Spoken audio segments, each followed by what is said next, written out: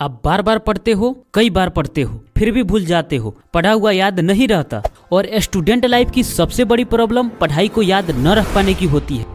और जब कई बार याद करने के बावजूद याद नहीं होता तो ये सोचकर खुद पर ही डाउट करने लगते हैं कि मेरे में ही कोई कमी है, मैं ही मेंटली वीक हूँ। और जो दूसरा बंदा है जिसको पढ़ाई याद है वो मेंटली स्ट्रांग है। लेकिन मैं कह रहा हूँ कि आप भी मेंटली स्ट्रांग हो। सबकी मेमोरी अनलिमिटेड है, बस अपनी सोच की वजह से, कुछ गलतियों की वजह से ब्लॉक करके रखे हैं। हमारी ब्रेन की स्टोरेज क्षमता अराउंड 2.5 पेटाबाइट्स तक है। कुछ साइंटिस्ट तो बताते हैं कि इसकी क्षमता अनलिमिटेड है। जितना भी है वो हमारी पूरी लाइफ के लिए काफी है। अगर हम अपनी पूरी लाइफ में दिन रात इंफॉर्मेशन कलेक्ट करके डालते रहें तब भी ब्रेन का 20% पार्ट भी फुल नहीं होगा। तो इतना क्षमता के बावजूद भी क्यों भूल जाते हैं? अगर आपको पढ़ा हुआ याद नहीं रहता तो आपका पढ़ने का तरीका गलत है। पढ़े हुए टॉपिक को लॉन्ग टर्म मेमोरी में डालने का तरीका पता नहीं है। आप गलत नहीं हो, आपका तरीका गलत है। अब आप टेंशन भी मत लो, क्योंकि इस वीडियो में आप वो सीक्रेट जानोगे जिसे पढ़ा हुआ हमेशा याद रख पाओगे। Topic number 1, interest. इसको सबसे पहले क्यों रखा? देखो, जब तक आपको किसी सब्जेक्ट के प्रति या सीखने के प्रति इंटरेस्ट नहीं है तब तक आप आगे के प्रोसेस को फॉलो नहीं कर पाओगे। और इंटरेस्ट ऐसी चीज है जो आपको सीखने के लिए किसी भी हद तक लेकर जा सकती है। और इंटरेस्ट आपको अपने गोल से भी आ सकता है। अगर मुझे इस टारगेट को अचीव करना है तो मुझे थोड़ा बहुत तो इंटरेस्ट लाना पड़ेगा। और जिस सब्जेक्ट में आपकी पकड़ मजबूत है वो आपकी इंटरेस्ट को दर्शाता है। अगर आपको किसी सब्जेक्ट में इंटरेस्ट नहीं है तो आप उसे सिर्फ ऊपर ऊपर से पढ़ोगे, क्योंकि पढ़ना मजबूरी है। एग्जाम के लिए पढ़ रहे हो तो आपको उस सब्जेक्ट में पास करना मजबूरी है। अगर आप बार बार खुद से बोलते हो कि मुझे पढ़ने का मन नहीं करता, चलो ठीक है बाद में पढ़ लेंगे, तो एक तो आप बिना मन के जबरदस्ती पढ़ने बैठते हो और दूसरा जल्दी जल्दी पढ़कर उठ भी जाना चाहते हो। तो इस तरह से पढ़ाई आपके लिए बोझ हो गई। तो अगर ऐसे माइंडसेट से पढ़ोगे तो जाहिर है कि आप पढ़ाई याद नहीं रख पाओगे। और दोस्त, रियल बता रहा हूँ, जब तक आपको अपना पढ़ाई बोझ लगेगा तब तक आपका भला नहीं हो सकता। जितने भी टॉप लेवल के लोग हैं वो पढ़ाई में इंटरेस्ट जरूर दिखाए हैं, चाहे एकेडमिक स्टडी हो या कोई दूसरा फील्ड। किसी भी फील्ड में जाओ, बस सीखना नहीं छोड़ना है। और सीखना ये बिना इंटरेस्ट का संभव हो ही नहीं सकता। अगर कोई लड़की आपको अपनी नंबर देने के लिए रेडी हो जाए और वो नंबर सिर्फ एक ही बार जल्दी से बोल दे तो आप अपनी पूरी क्षमता लगा दोगे उसको याद करने में। क्यों? क्योंकि आपको उस लड़की से बात करने में इंटरेस्ट है। तो इंटरेस्ट सीखने में और उसे याद रखने में सबसे बड़ी भूमिका निभाती है। चलो, इंटरेस्ट थोड़ा बहुत है फिर भी भूल जाते हैं तो क्यों? फिर से बोल रहा हूँ कि आप नहीं, आपका तरीका गलत है। अपनी तरीके को सुधार लोगे, सही तरीके जान जाओगे तो आप भी आज से ही ज्यादा से ज्यादा याद रखना शुरू कर दोगे। टॉपिक नंबर 2, अंडरस्टैंडिंग, समझ। देखो, 2 तरीके से लोग पढ़ाई करते हैं, एक एक्टिव रीडिंग और दूसरा पैसिव रीडिंग। एक्टिव रीडिंग किसी भी सब्जेक्ट को ध्यान से पढ़ते हैं। जब कोई वर्ड या कोई सेंटेंस या कोई टॉपिक समझ में नहीं आता तो उसे दोबारा पढ़कर समझने की कोशिश करते हैं, जिसे याद रखने की क्षमता भी बढ़ती है। दूसरा पैसिव रीडिंग, जब किसी भी सब्जेक्ट को महज एक नजर डालते हुए पढ़ते हैं। और आप ऐसा कई बार करते भी हैं। मान लो 10 पेज की क्षमता है, 20 पेज पढ़ने का टारगेट बना लिया तो क्या होगा? आपका फोकस सिर्फ पेज को कंप्लीट करने पर होगा। जो भी चीजें समझ में नहीं आएगी उसे समझने की कोशिश भी नहीं करोगे, पढ़ते चले जाओगे। और आपको लगेगा कि मैं इतना पढ़ा फिर भी कुछ याद नहीं। देखो, याद नहीं होता इसका मतलब आपका तरीका गलत है, आप गलत नहीं हो। स्टेप बाय स्टेप आपकी गलतियों को बताऊंगा और सही तरीका भी बताऊंगा।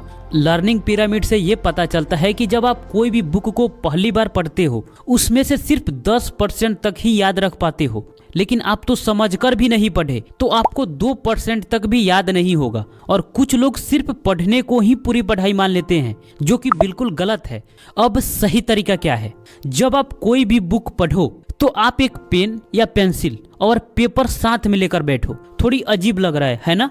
लेकिन अपनी समझ को बेहतर बनाने के लिए सबसे बेहतर तरीका है, हर पेज में जो भी इंपॉर्टेंट पॉइंट या टॉपिक मिले और लगे कि ये याद करने योग्य है तो उसे पेपर पर नोट कर लो। और आप 10 पेज नहीं, एक बार में 5 ही पेज पढ़ो, लेकिन उसमें का इंपॉर्टेंट पॉइंट या टॉपिक को पेपर पर नोट कर लो। और जब पढ़ाई से उठो तो पेपर अपने पास ले लो। आप सिंगल पेपर का यूज कर सकते हो। अब आप टहलते वक्त उस पेपर पर लिखी इंपॉर्टेंट टॉपिक को याद करो, क्योंकि यही चीजें तो याद करने योग्य है। ये बहुत इफेक्टिव तरीका है लेकिन आप में से मैक्सिमम लोग नहीं कर पाएंगे और वही लोग बोलेंगे कि मुझे पढ़ा हुआ याद नहीं रहता। आप कर पाओगे? यस या नो कमेंट बॉक्स में जरूर बता देना। इसलिए मैं पहले ही बोला हूँ कि सीखने के लिए इंटरेस्ट जरूरी है।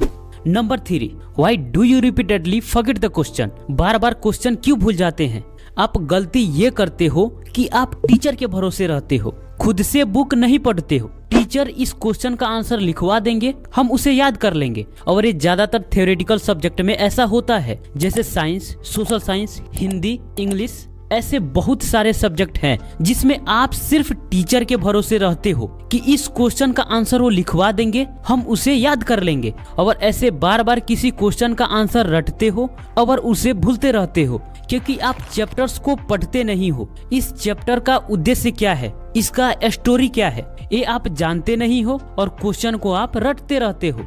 लेकिन एक बार चैप्टर का स्टोरी या उसका उद्देश्य समझ में आ गया तो आप उस चैप्टर का जितने भी क्वेश्चन है उसका आंसर आप खुद लिख दोगे। जब आप कोई मूवी देखते हो तो वो समझ में आ जाता है, उसमें से कोई भी सवाल पूछे तो आप जवाब नहीं दोगे क्या? जरूर दोगे। हीरो का पर्पस क्या है, वो कहाँ रहता है, क्या करता है, सब लिख दोगे, राइट? बस उसी तरह एक बार आपको चैप्टर समझ में आ गया, इसका उद्देश्य क्या है, इसका स्टोरी क्या है, तो उसमें जितने भी क्वेश्चन है उसका आंसर कोई भी लिखवाए आपको याद हो ही जाएगा। और लॉन्ग क्वेश्चन रटकर याद नहीं किया जाता, चैप्टर को समझकर उसके बारे में डिस्कस करके उसका आंसर याद किया जाता है। Topic number 4, teaching. देखो, लर्निंग में टीचिंग को इतना इफेक्टिव तरीका क्यों माना गया है? आप इस लर्निंग पिरामिड्स को देख सकते हो। आप किसी टॉपिक के बारे में लेक्चर सुनते हो, उसमें से सिर्फ 5% तक याद रखते हो, रीडिंग से 10% तक, ऑडियो विजुअल से 20% तक याद रखते हो। यानी वीडियो के थ्रू किसी टॉपिक के बारे में सुनते हो, समझते हो। डेमोन्स्ट्रेशन से आप 30% सीखते हो, जो किसी टीचर के थ्रू आपको किसी टॉपिक के बारे में करके बताया जाता है, किसी चीज के द्वारा समझाया जाता है। ग्रुप डिस्कशन से आप 50% तक सीखते हो। प्रैक्टिस से आप 75% तक सीखते हो, जो किसी भी चीज के बारे में आप खुद से प्रैक्टिस करते हो, लैब में आप खुद से प्रैक्टिस करते हो। और टीचिंग से 90% तक सीखते हो। जब किसी भी टॉपिक के बारे में दूसरों को समझाना या पढ़ाना हो तो सबसे पहले आप अपने माइंड में उस टॉपिक की कॉन्सेप्ट को क्लियर करते हो। पहले आप खुद पूरी तरह उस टॉपिक को समझते हो, फिर दूसरों को समझाते हो।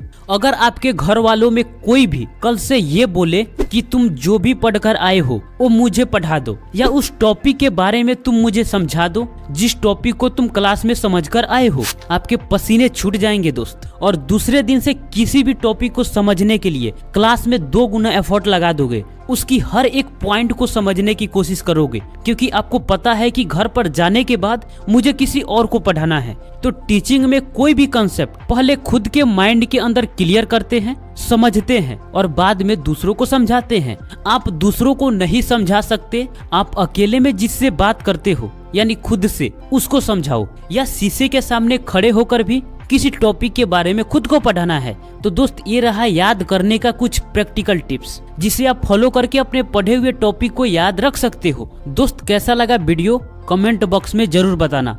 मिलते हैं आपसे फिर अगले वीडियो में, तब तक के लिए आपका धन्यवाद।